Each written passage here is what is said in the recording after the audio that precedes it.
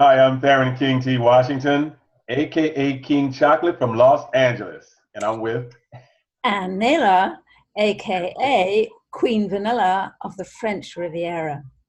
Yes, and together we make chocolate and vanilla swirl. We do that, and we do it well. And we do it well, yes, definitely. So today, we're going to talk about our purpose, our reason for why we came together and decide to do these videos together, do these talks together. Um, you wanted to look that up? Yeah, basically what you were saying was, why we're doing this. And of course, the first thing that came to my mind was we just have fun and we enjoy doing it.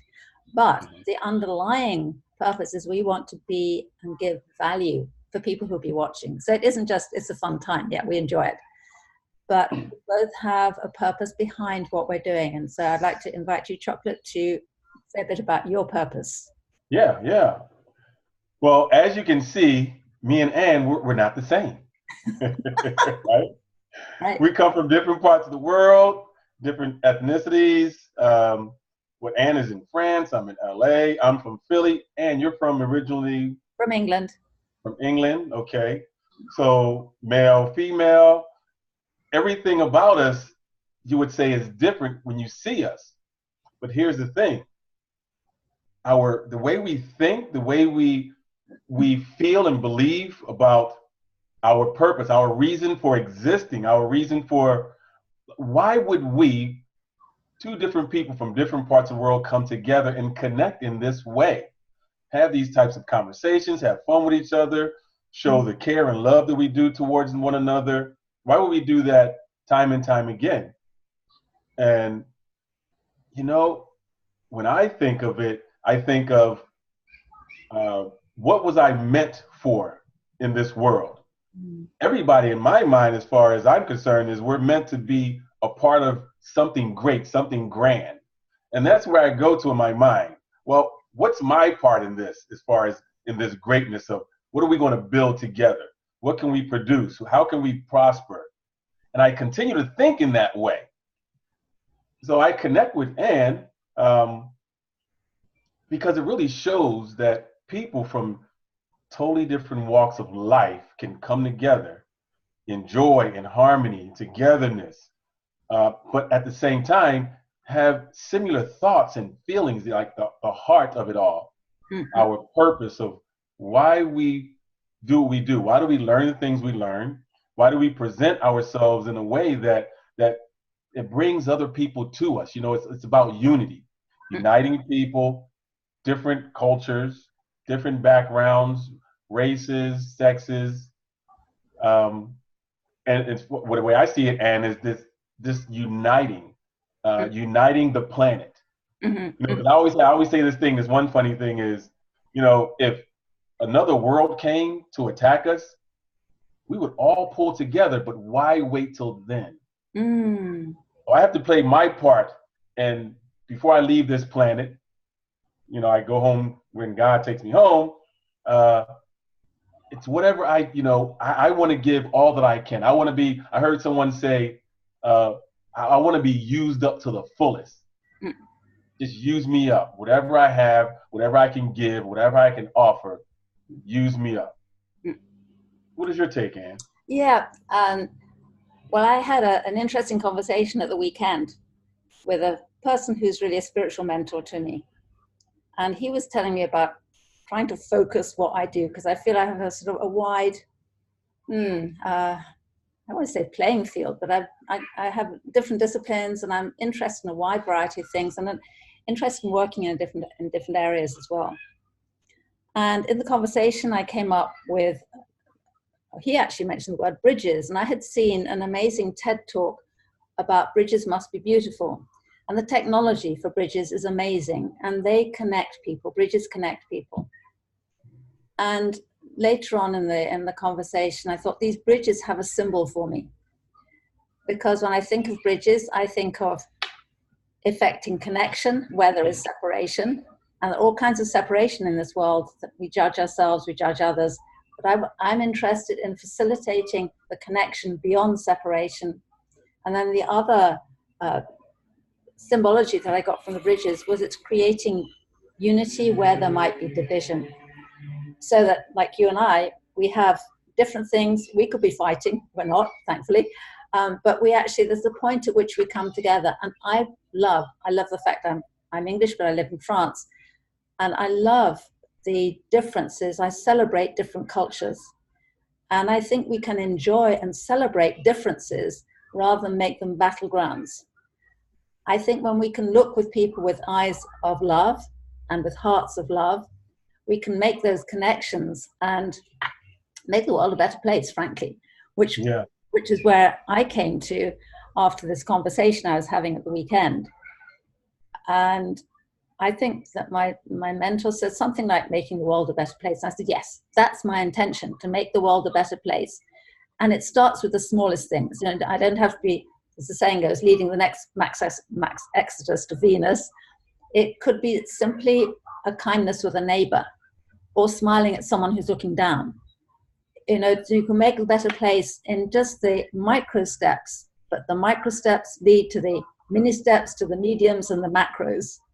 Mm-hmm. And you don't have to be a super scientist to do that. You just have to be a human being. You just have to be yourself. And I just had a thought. Say, the way we're interacting, the way we continue to come together, my thought is, oh my gosh, imagine if the world leaders had made the decision to connect in this way frequently, often. Hey, let's get together in Zoom and just have a peaceful conversation. Let's only talk about the things that will bring about more productivity for everyone, not just a certain group of people, but for everyone in mind. How can we, you know, if they were to come together like that, if they were to can you imagine seeing different world leaders producing a video like this? And just putting out into the world. Hang about a moment, because this conversation about purpose came up with, like, you know, what are we doing this for, and why are we doing it, and how come we come together to do it? And I think what's really interesting about the technical age, I have a lot of criticisms about it, but if chocolate and vanilla went viral, it doesn't necessarily take world leaders, because ordinary people these days have ears and eyes. And ordinary people are making a difference, because I think a lot of people are very disenchanted with politics, for example, or the institutions, which, you know, could be fairly rigid. And there are some wonderful initiatives going on. And I'm looking out for these, because I'm looking to help people feel better about life and themselves. So I don't look at bad news. I track. I've got a nose for tracking good news. And there are some amazing things that ordinary people are doing with a little encouragement.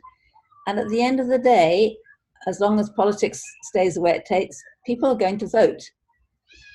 Yes. In a lot of countries, not all countries, but England they vote, and France they vote. So if we can, I like to say infect. Isn't that nice? We can infect people with a positive virus yes. of what's possible, and of the beauty that they are, and of the capacity we have for making this world a better place. Taking care of ourselves, taking care of others.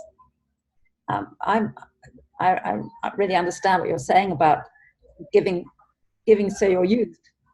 Mm-hmm. Well, and the majority are what? From the average people. Average people are the majority. Yeah. Can you imagine? Can you envision just the average person, average worker, coming together, uniting for that one sole purpose, to have a better life, right? Because we do think about, well, as a parent, we go, I want to have a better life for my children. Yes. Yes. And somewhere in there, the translation gets kind of lost, because it's just so much separation in this world, even amongst the average person, right? And within families. Yes. But I think what I take hope from is that if we can see ourselves not having to have it perfect, because then we get judgmental because it's not perfect, but what if we see all our experiences as opportunities to learn to be a better parent, to learn to be a better employer, employee? So rather than set ourselves too high a standard, that we can't reach and then we feel bad because we haven't reached it. But how about micro steps of improvement where things do get better? Because I think one of the things institutions can do is sort of, as politicians, they're voting for in the head of a political party in England at the moment, and politicians, to get votes, will promise this, that, and the other. Okay, but how often are we disappointed because it doesn't happen? So I think realistically, if people can see they can make a difference, to feel the benefit of contributing who they are and what they have to contribute, working together in teams or communities or small groups, family groups, there are a lot of things like that going on. And I get great hope from the movement that is taking place. And hopefully we will develop what we're doing so that we may inspire people to look at where they can make a difference to their benefit. Because I think if we're contributing, we benefit. We have a good feeling about making contribution. And who knows, maybe we could go viral at some time. So we don't wait for world leaders to get together to have this kind of conversation. Let's do it ourselves. Yeah, you know, the thing is, we average people, we vote for these leaders.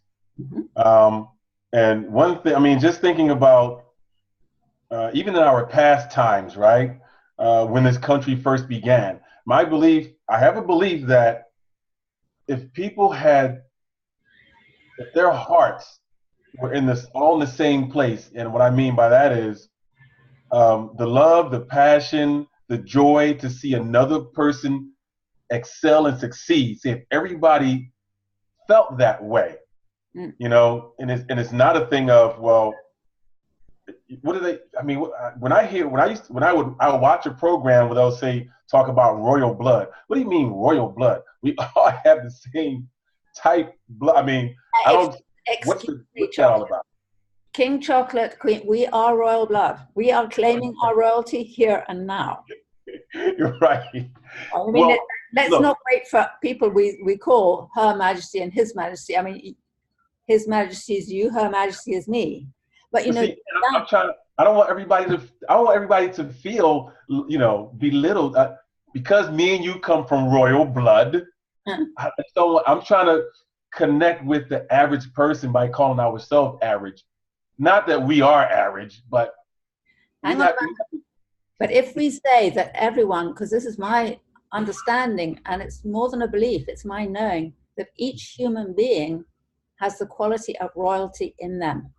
Not because they're wearing tiaras and, you know, dressed up and stuff, but because the value of the human being, each human being at any level is royal. That's the truth.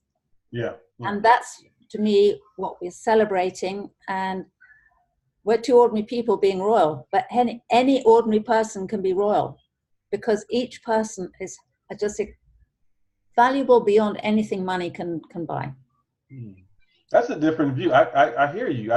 That's a different view than where I was coming from. And I can totally see that because truth be known, we're all special. Yes.